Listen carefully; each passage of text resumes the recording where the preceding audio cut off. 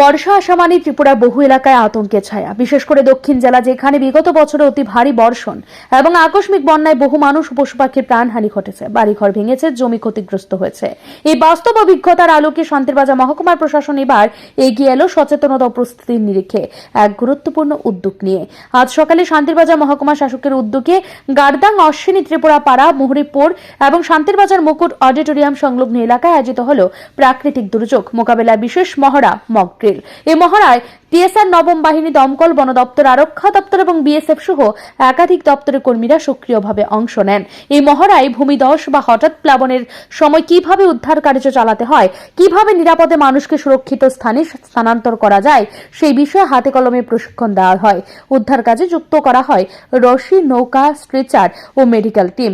বাস্তব চিত্রে পরিবেশন করা হয় একটি দুর্যোগ পরিস্থিতি, যেখানে দেখা যায় ভূমিধসের পরে বিপন্ন অবস্থায় থাকা 38 জন মানুষকে উদ্ধার করা হয়। এর মধ্যে 10 জন গুরুতর আহত হয়, 23 জন সামান্য আহত এবং 5 জনের মৃত্যু হয়েছে। এই মক ড্রিলের মাধ্যমে তুলে ধরা হয় সেই কঠিন বাস্তব চিত্র। শান্তিরবাজার মহকুমা প্রশাসনের তরফ থেকে 3টি জায়গায় মক ড্রিল করা হয়েছে। প্রথম হচ্ছে গারদাং এরিয়াতে অশ্বিনী কুমার পাড়া জেবি স্কুলে, মুকুট অডিটোরিয়াম শান্তিরবাজার মিউনিসিপ্যাল কাউন্সিলের মধ্যে, এবং মুহুরীপুর জগন্নাথ দিঘিতে জুলাইবাড়ি ব্লকের আন্ডারে। এখানে আমাদের আমরা প্রথম রিপোর্ট পাই 7:35 এবং সব পার্টিকে আমরা এখানে ব্রিফ করা হয়। 7:45 মধ্যে ওদের ইনসিডেন্ট এরিয়াতে পাঠানো হয়। এখানে BSF 121 battalion, TSR 9th battalion, TSR 14 battalion, civil defence, Aapda Mitra, fire service, forest department, Tripura police, TSECL, PWD, RNB, DWS, water resource, block administration এবং শান্তিরবাজার মিউনিসিপ্যাল কাউন্সিল অংশগ্রহণ করে। আমাদের রেস্কিউ অপারেশন চলে 9:15 পর্যন্ত। এখানে টোটাল আমাদের রেস্কিউ করা হয় 33 জনকে। তার মধ্যে 10 জন সিভিয়ারলি ইনজিউর্ড ছিল, তাদের বিভিন্ন হসপিটালে অ্যাডমিট করা হয়। 23 জন মাইল্ড ইনজিউর্ড ছিল, তাদের ফার্স্ট এইড দিয়ে ছেড়ে দেওয়া হয়। 5 জনকে ডেথ ডিক্লেয়ার করা হয়।